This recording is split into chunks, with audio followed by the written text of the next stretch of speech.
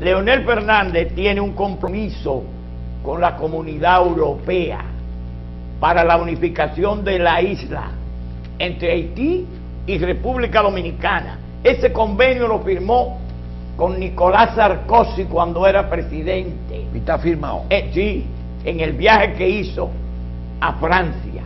Tú te dices cosas raras. ¿Cómo raras? Eso no se firma.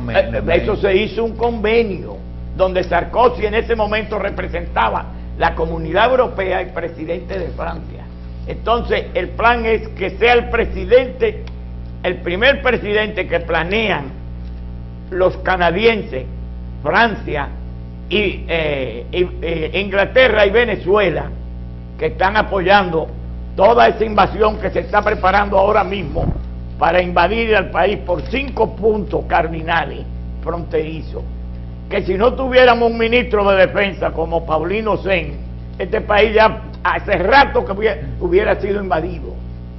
Aquí la gente no sabe que el ejército dominicano, que ahora lo dirige Gonel Regalado, otro general que tiene los pantalones bien puestos, que los jardines colgantes le pesan, han creado 58 kilómetros en la frontera de Haití que estaban abandonados, le han hecho un muro, una valla que no permite a los haitianos cruzar.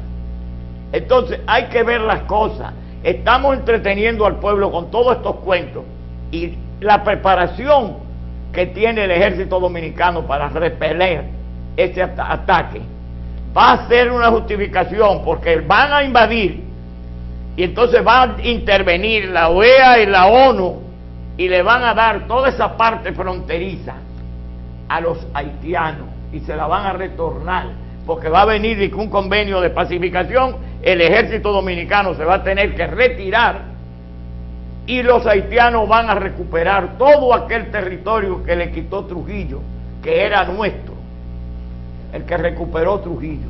Entonces ese plan macabro está siendo preparado en Haití.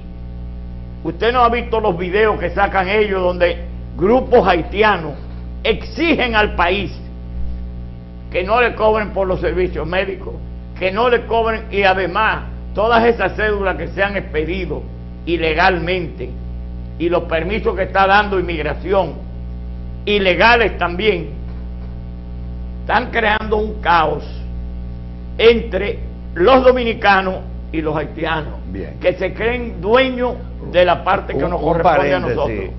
Hay que ver las cosas.